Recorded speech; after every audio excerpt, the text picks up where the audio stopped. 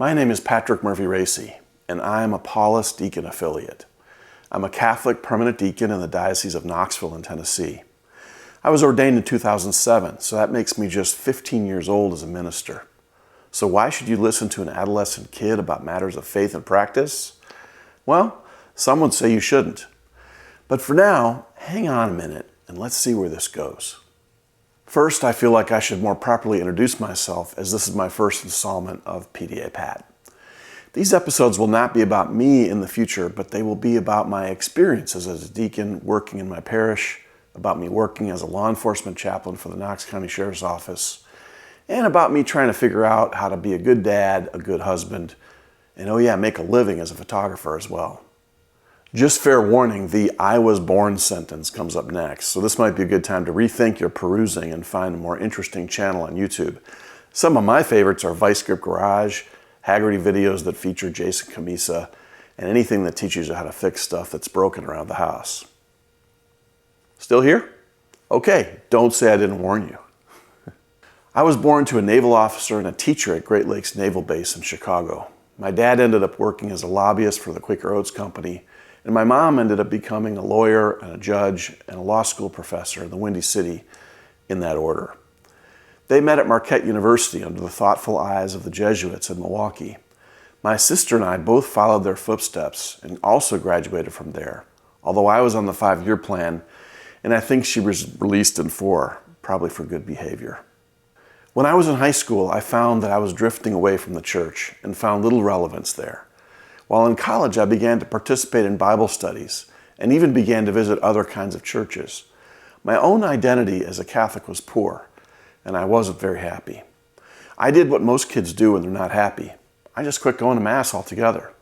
I got super busy with my career and worked at various newspapers trying to find the right fit for me professionally. Along the way, even though I wasn't being particularly faithful to God, He saw fit to introduce me to the woman that would become my wife. We are still deeply involved in our love affair after 2 kids in 32 years. When we got pregnant with our first child, we began to talk about the need to baptize her. Neither one of us was going to Mass regularly back then. So God used our infant daughter that wasn't even born yet to call us back to the church. I guess the time we spent away from Mass after we got married gave us a slightly different perspective when we started going to Mass again. In a short period of time, my wife, who was a teacher, became the DRE at our parish, and I started to read occasionally up at the altar at Mass. Our pastor then was a really cool guy from Ireland who I really liked outside of church. We would sometimes have lunch together or go to the driving range to hit balls. When he asked me about becoming a deacon, I literally laughed in his face.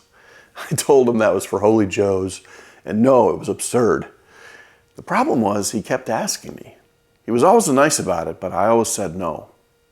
Then he pulled me aside after Mass one Sunday and asked me if I trusted him. Now, this was a guy who preached on 9/11 that we should forgive the guys that hijacked the planes. This guy had a set of brass ones, and yeah, I did trust him. So he asked me to go to a meeting about diaconal formation, so I agreed. I went skeptical. I went so I could put it behind me and get him off my back. It didn't quite work out the way I thought. I found myself in formation, driving an hour to a hotel on the first weekend of each month to meet with 25 other guys. The entire first year of that experience, I drove down Fridays thinking it was a huge waste of time and a big mistake. But each Sunday after the weekend was over, as I drove home, I was always in awe of what we were learning and how we were growing together as brothers in a new family.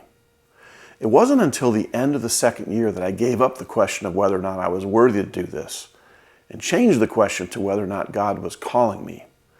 He used many people to tell me that He was over the next 2 years.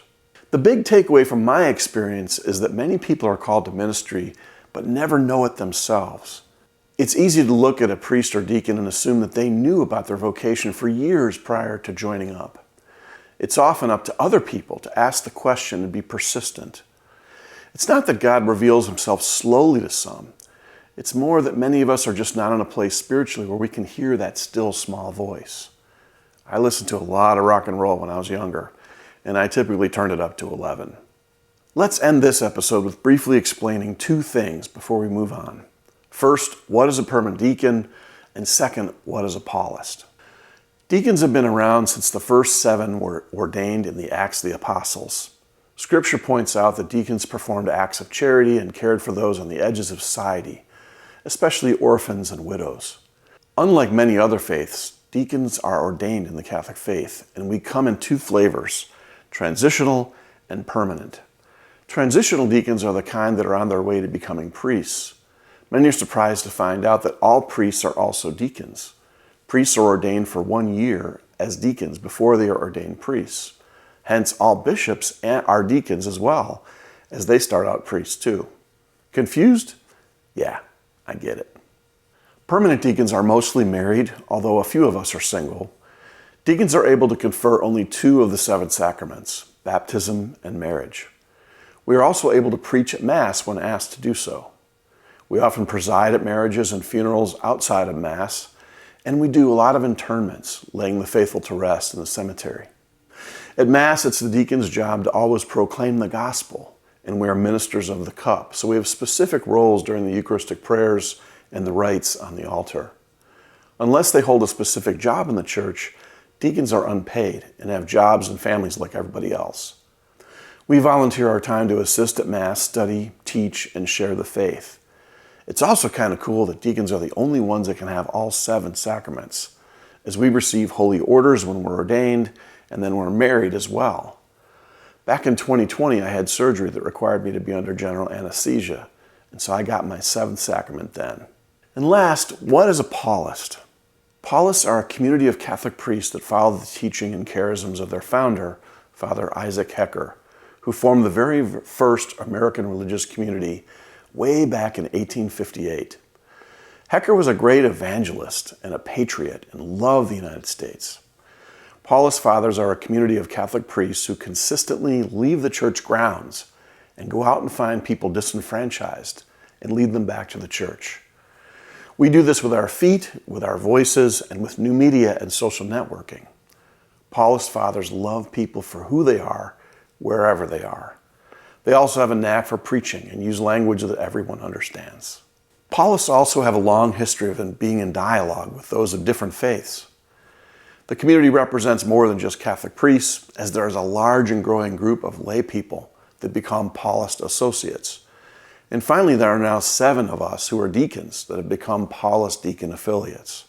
We still serve in our own diocese, but we also apply our Paulist hearts and vision to our various ministries as we serve where our bishops assign us. Part of my interest in doing these videos is to draw other lay people into the Paulist family and to reach out to permanent deacons who are looking to do more with their spiritual lives than to just assist at Mass and go to meetings. So much of what we do could be confined to only being on church property all the time. To me, I've long felt that diaconate is a revolution that has had a very, very slow start since the 1970s.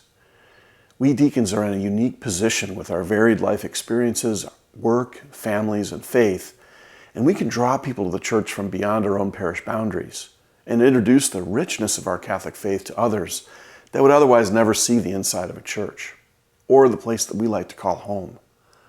So PDA Pat means Paulist Deacon Affiliate Patrick.